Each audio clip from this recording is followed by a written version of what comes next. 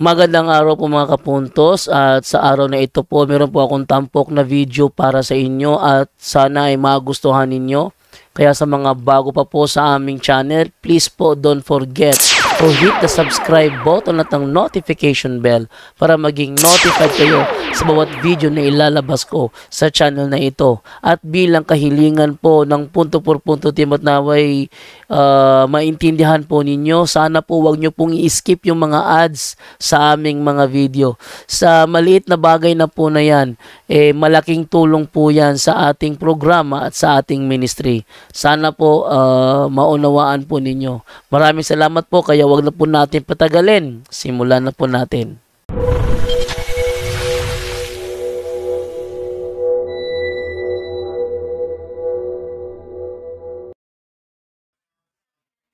Kinutlo gikan sa Ebanghelyo sumala ni San Lucas.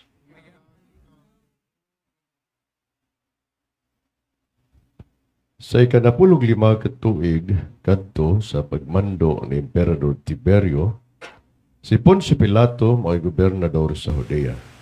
Si Herodes mo'y nagmando sa Galilea, ug si Felipe ngayang isuon mo'y pangulo sa kahitaan sa Itoria ug sa Traconite. Si Lisanias mo'y namunuan sa Bilena ug si Anas ug si Caiaphas mo'y mga pangulong pari. Nini gayong panahon na ang pulong sa Dios miabot kang Juan nga anak ni Zacarias didto sa dapit nga awaang. Busa giluko pagtaak ni Juan ang tibuok kahitaan kasikbit sa suba sa Jordan ug nagwali siya. Siya mingon, hinusuli ang biyaya ang inyong mga sala ug papunyag kamo, pasayloon kamo sa Dios.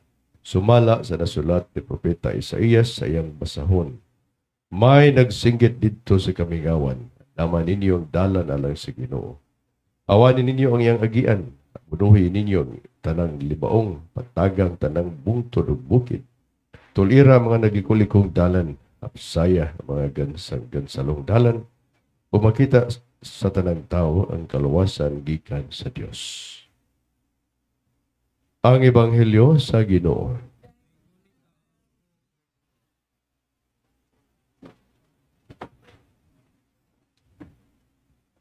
Maayong mabugnaong kabuntagon sa tanan sa ating mga taga-subaybay at nanonood ng ating live stream sa Facebook ba o saan? YouTube, mga OFWs natin sa iba't ibang panig ng mundo. Good morning, magandang umaga. O ano oras ba sa inyo dyan ngayon, no? Sa nasa Italy, buongiorno a tutti. Sa Spain, buenos dias. No? Sa mga nasa Germany, Guten Morgen. May kunti akong alam, ha? And of course, good morning to other countries, especially in London and the US. At sa mga, of course, Pinoy na talagang salitang Tagalog, magandang umaga sa lahat. Nandito na po tayo sa ikalawang linggo ng Adbyento, no? The second Sunday of Advent. Malapit na ang Pasko, no? Handa na ba kayo? Are you all ready? Ha? Handang-handa na ba? Sabihin mo nga sa kapatid mo o sa katabi mo dyan, ha? Igsoon, handa ka na ba? Igsoon, handa ka na ba? Ha? Handa na ba mo? Abli na ba imong pitaka? Bita, no? One isod. Oh. The symbol of the second Sunday Advent, the candle, ito ay nagsimbolo sa kapayapaan, peace, no? Yung una, first candle, symbolizes hope. Ating pagkaroon ng pag-asa sa Diyos. Ngayon, ito naman ay peace, kapayapaan. At sino ba ang kapayapaan?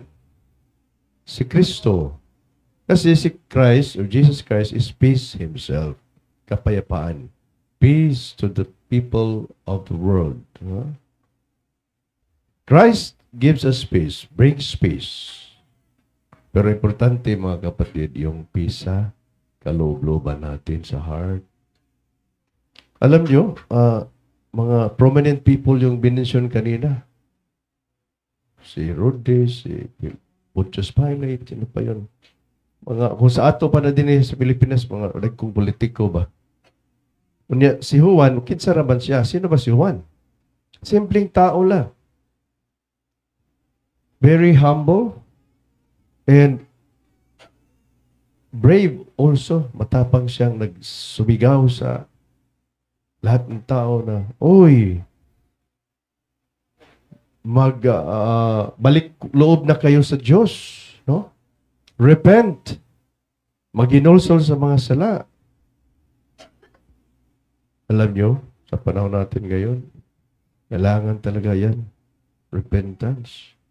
Pero yung totoong repentance, kasi may iba dyan, mag-repent nga, pero pabalik-balik naman ang mga paboritong ginagawa na mali. Totoo, hindi. So, walang repentance yun. No? Walang repentance. Ito yun ang sinasabi na.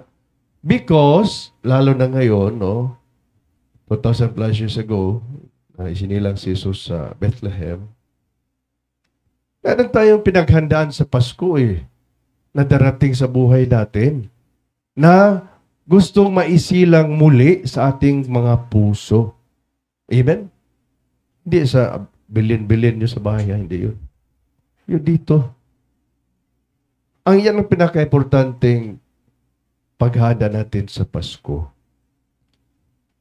Of course, Pilipino, maghanda ng lechon, maghanda ng biko, suman, no? Mga ganyan. Pero, yan bang pinaka-importante? Yung iba, parang, ang Pasko sa kanila ay hindi Pasko kung walang bagong damit.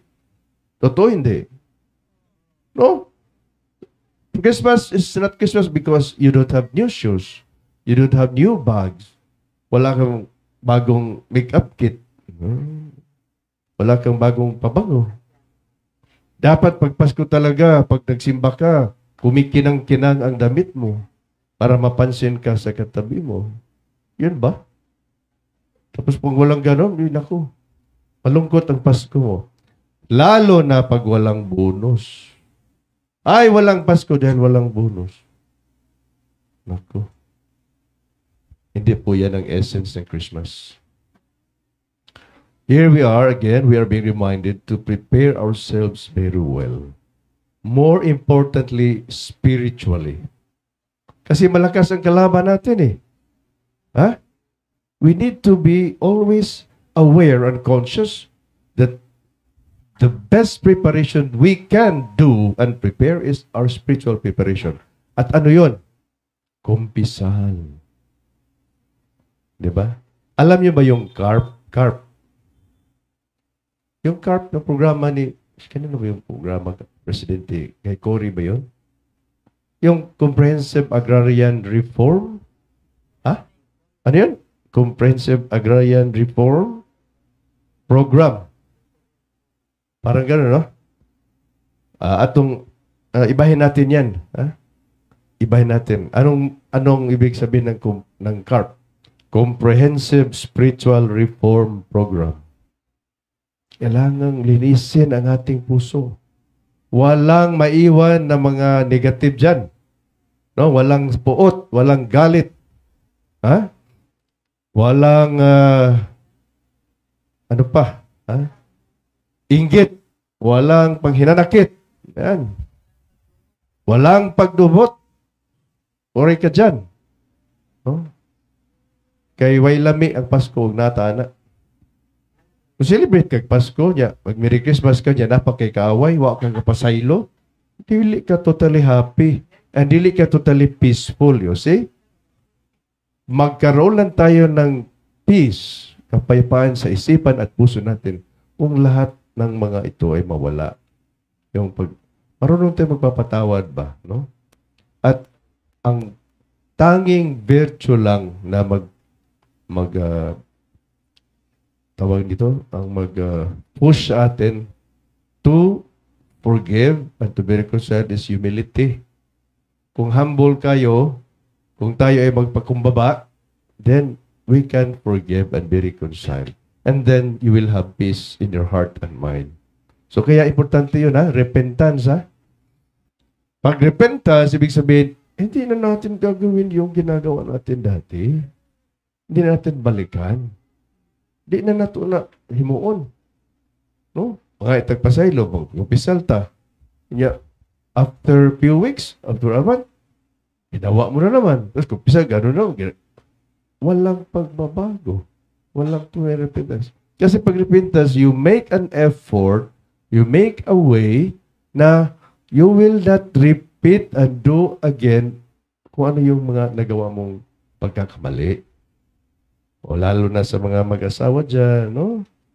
O yung mga infidelities, mga ganyan. Marami na yun ngayon. Kasi ang panuway, ang yawa, grabe kayo. Tinitira talaga ang mga pamilya. No? Gusto niyang hiwalayin, no? To separate. Oh, pasensya na sa mga nagtuturo dyan, Tagalog, kasi Bisaya ako eh. Oh, so, ganyan, no? Mahirap. So, we need Jesus in our hearts. Let Him come into your hearts. As we prepare for Christmas, let Him come into your hearts by way of cleansing your heart through the sacrament of confession, reconciliation. My dear brothers and sisters in Christ, as we are nearing to the celebration of the birth of our Lord 2,000 plus years ago, the mystery of the incarnation, Christ, the Word made flesh, the Emmanuel, the God with us, will continue to be our King, will continue to be our Savior, for as long as also we cooperate with Him sa grasya na ibigay niya sa atin, sa pagbabago sa ating buhay. Sana nawa na tayo ay magkaroon talaga, no, ng tunay na pagbabago. As long as we also wish our country to change, our politicians to change. Kasi rampant na po ang corruption eh. No? The greed for power and money. So we pray for our nation. We pray for our political leaders. But change will always begin sa atin. Diba? If you want, sabi pa ni Mother Teresa, if you want if gusto nyo baguhin ang buong bansa o bayan, bumalik ka muna sa pamilya mo. Doon umpisahan mo ang pagbabago. No? Go back to your family and there you start the change. Or first, sa sarili natin. No? Sa atong kagalingon ba? No? Yan ang importante. And again, there is still time. May oras pa, may panahon pa mangumpisal bago muabot ang Pasko. No? May panahon pa. Don't be lazy enough. No? Marami na mga paring malapitan eh. No? Sa mga parokya ninyo. Go. Celebrate, make your confession. Para ang Pasko ninyo, 2024, will be meaningful. Mabulukon, sa Bisaya pa, no? Mabulukon. And full of blessings. Importante, kahit walang regalong matanggap, magkasama kayo pamilya buo. Di ba? Nagkaisa. At nandoon yung pagmamahalan. Nagyakapan kayo and you say each other, Merry Christmas. Merry Christmas. Amen? Kinaot pa ang ta. Manindog palihog.